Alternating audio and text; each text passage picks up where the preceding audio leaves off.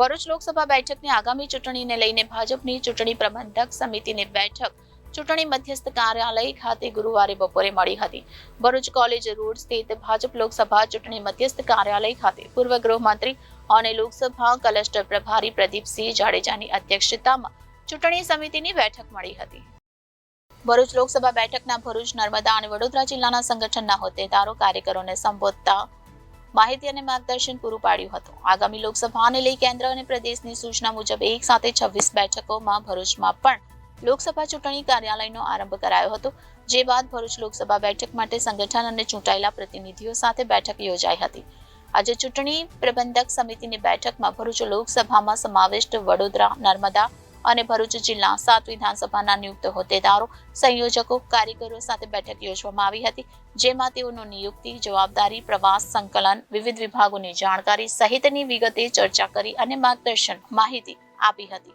ભરૂચ જિલ્લા ભાજપ પ્રમુખ મારુતિસિંહ અટોદરિયાએ આગામી 10 ફેબ્રુઆરીએ વડાપ્રધાન 182 બેઠક પર વર્ચ્યુઅલ સંબોધન કરનાર હોય તે અંગેની માહિતી આપી હતી. સાથે આયોજન અંગે વિગતે ચર્ચા કરી હતી. બેઠકમાં લોકસભા પ્રભારી અજય ચોકસી, સંગઠન પ્રભારી અશોક પટેલ, નર્મદા જિલ્લા પ્રમુખ ઘનશ્યામ પટેલ, મહામંત્રી નીરલ પટેલ, ફતેહસિંહ ગોહિલ, વિનોદ પટેલ સહિતના સંગઠનના હોદ્દેદાર, પદાધિકારીઓ અને આગેવાનો, કાર્યકરો હાજર રહ્યા હતા. ગુજરાતમાં પ્રદેશ અધ્યક્ષ પાટીલ સાહેબ, મુખ્યમંત્રી શ્રી અને સંગઠન મહામંત્રી એમણે બેઠક લીધી. એ બેઠક પછી એવું નક્કી કરવામાં આવ્યું કે 26 લોકસભાના કાર્યાલયો એક સાથે ખુલે અને આપણે 26 લોકસભાના કાર્યાલયો મોટી સંખ્યામાં ઉપસ્થિત રહીને ખોલ્યા.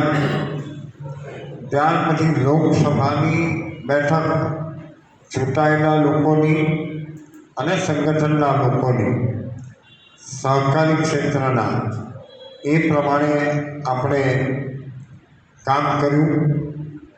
હવે આજે આપણે ચૂંટણી પ્રબંધન સમિતિમાં જેની નિયુક્તિ કરી છે એ બધાની બેઠક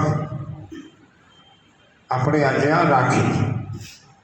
અપેક્ષા એવી છે કે અહીંયા લોકસભા કક્ષાએ ક્યાંક ડેડિયાપાડાના, ક્યાંક કરજણના, ક્યાંક ભરૂચ જિલ્લાના જે નામો નિશ્ચિત થયા હોય, એક તો એને ખબર હોવી જોઈએ કે મને ક્યાં નિયુક્તિ કરી. બીજું, પોતે શું જવાબદારી નિભાવવાની છે એ ખબર હોવી જોઈએ.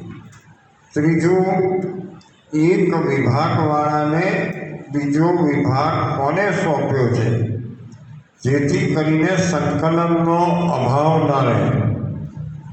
અને ચોથું, આપણે ત્યાં 3 જિલ્લા આવે છે, વડોદરા, નર્મદા અને ભરૂચ. એ ત્રણેય જિલ્લાનું સંકલન થાય.